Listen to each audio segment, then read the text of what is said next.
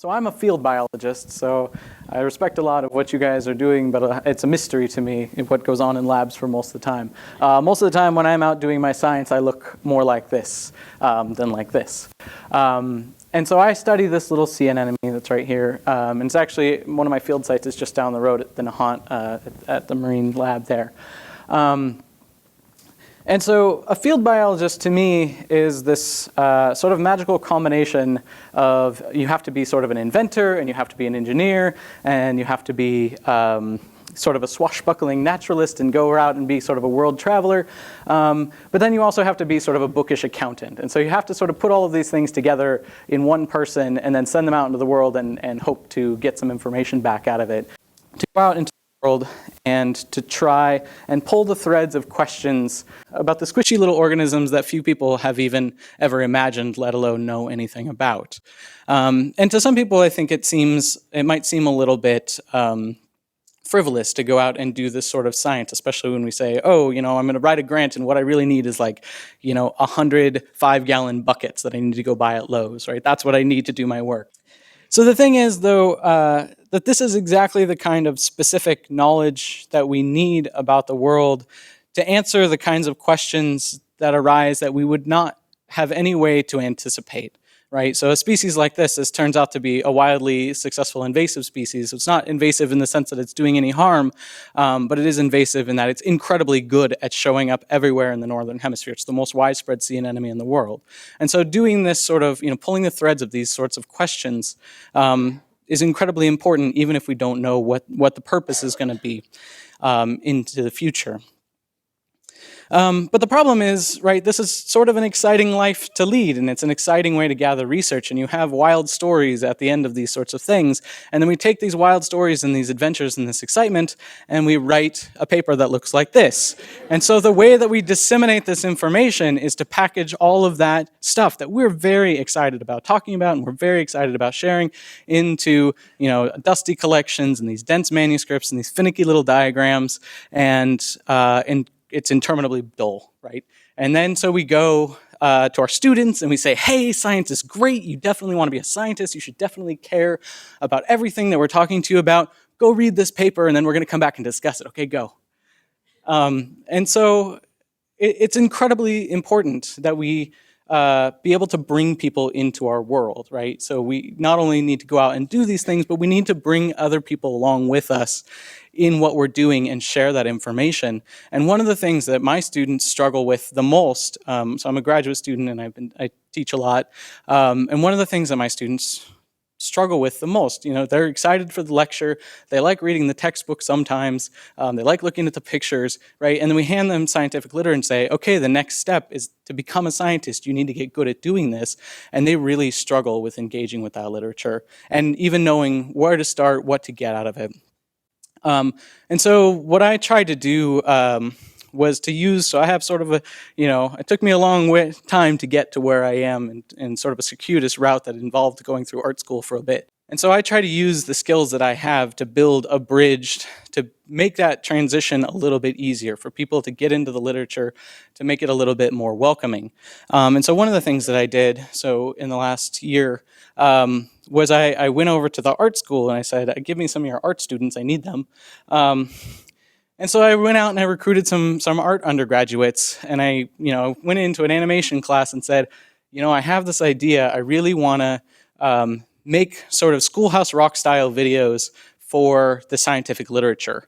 And I think we could make it a good way to transition people into these ideas and get them excited about the ideas first so that they're willing to do the work to find out the details. And so I brought these artists into the room and I said, I have an art background, but I need help because I want to do this on sort of a scale that's going to be, useful to people. And then I said, okay, well, I'm going to start telling you about these papers.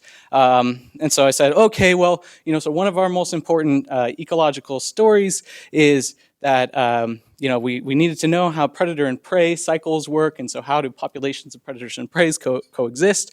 And so we have this guy, and this guy was in his lab, and he had these flats of oranges, and then on these oranges he put some mites, and then on those mites he put predatory mites, and then they were killing each other too fast, and so he built all these little bridges between the oranges so that the prey could move around, and then he had these little fans, and then there was like Vaseline to slow down the predators, and what's really cool about this is that you get predator and prey cycles, and so we should really definitely animate the graph, right? We should show the graph in the video. And they're like, wait. Wait, he had oranges? What, this guy? And so, yeah. So this was the clue that what we really needed to do in order to engage people that weren't already engaged in this is to focus on the people and the process of how we got to these answers. And then you can say at the end, and this is the really cool thing that we found out about it. Yeah, the other one that they really liked was, this really famous ecologist basically fumigated a bunch of mangrove islands, and they let him do it in the 70s or in the 60s.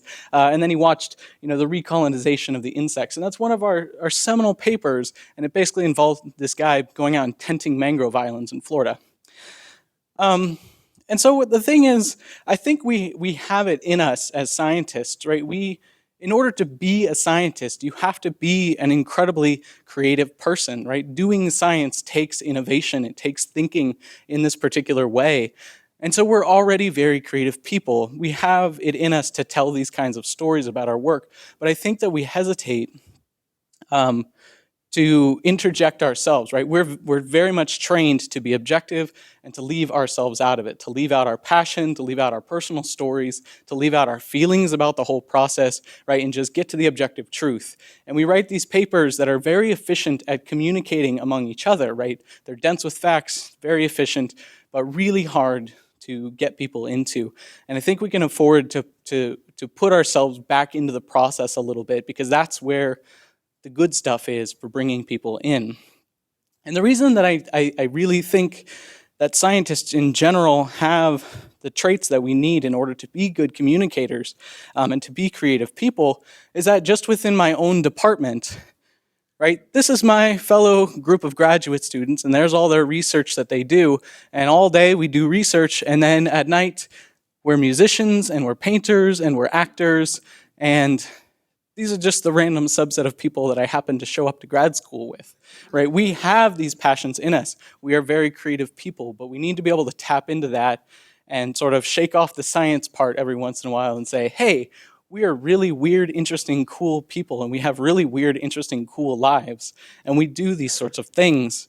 And I think a lot of us are sort of immersed in the details of what we're doing so much that we forget that this is sort of a romantic endeavor. Right, that we're doing weird, cool stuff. And just to be able to sort of step back and capture that, I think, is the key to being able to communicate and to get particularly students involved in sort of the romanticism of being a scientist.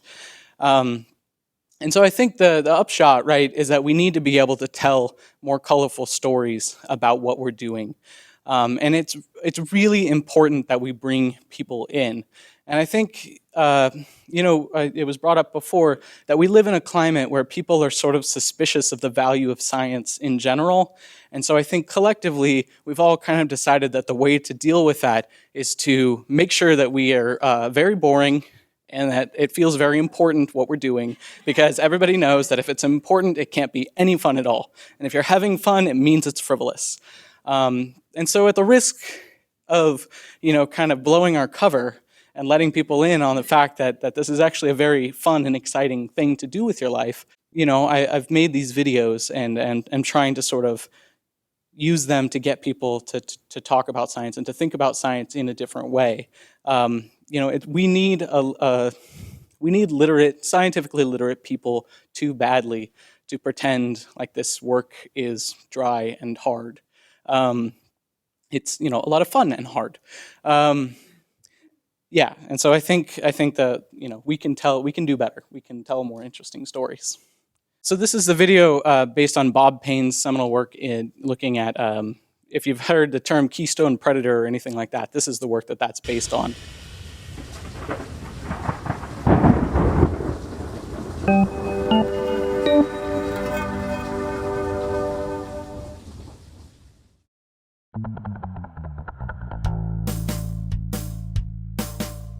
On the rocky shores of Washington State lives a storied collection of invertebrates, an orgasmic explosion of biotic design. On the rocks, life of every color and kind, like Middleus, the mussel, old Balanus aside, or chitons and limpets that eat where they hide. A plethora of producers, algae, red, brown, and green, near nudies that munch sponges while anemones sting, attached in every conceivable way by glues, threads, and phalli in a fight to hold space. And atop of this banquet, the predators rise, dashing about between Pacific tides. Hungry dog whelps roaming the seashore in packs, drilling for delectable sessile snacks, while the sea star, Pisaster, oozes digestive slime, dissolving dozens of barnacles all at one time, or stalking another of its favorite treats, a bite.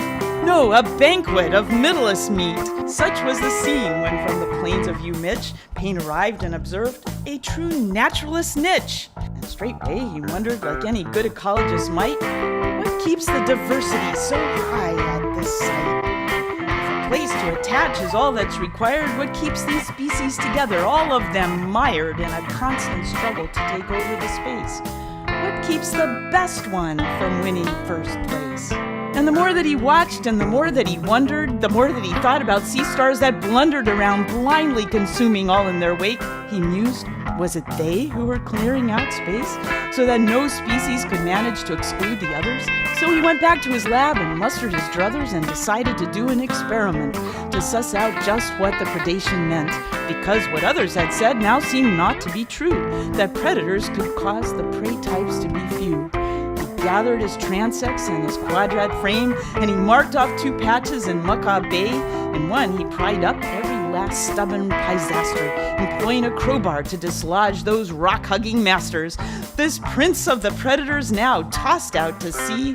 Thus Payne left this first patch top predator-free. The other patch he left unmolested, so the tube-footed menace was here uncontested. Then, for 3 years, he counted every spat, shell, and settler, every new recruit, every passing meddler. And between the 2 patches a pattern emerged. Without sea stars, soon there was a barnacle scourge. But months after all the bare space became naught, the mussels began settling every crack in the rock. More mussels settled and grew every day. Soon the limpets picked up their shells and skirted away, and the barnacles all got smothered and died. The algae that settled washed away with the tide, and over time richness dropped from 15 to 8, and the patch soon succumbed to its mussely fate. But the other patch chugged along in its unaltered habit, a mosaic of colonies of this kind or that. It kept constantly shifting as the Pisasters hunted and picked off whichever of them got too abundant. And Payne persevered on into the 70s to see if this pattern would ever be remedied. But even after a decade, the story remained. The simple loss of the sea star made diversity wane. And so, 2 ideas were made very clear, both important enough to last 45 years. 1. When predator preference has density dependence, predators can mediate prey coexistence. And 2. Some species, though in number be few, just by doing whatever they do, can change the fate of many other species who may or may not be directly connected, but by cascading links are significantly affected, such that this singular species, all on its own, forms a sort of biological keystone, keeping the arch of the community as we know it in place, enabling a diversity of critters to share the same space.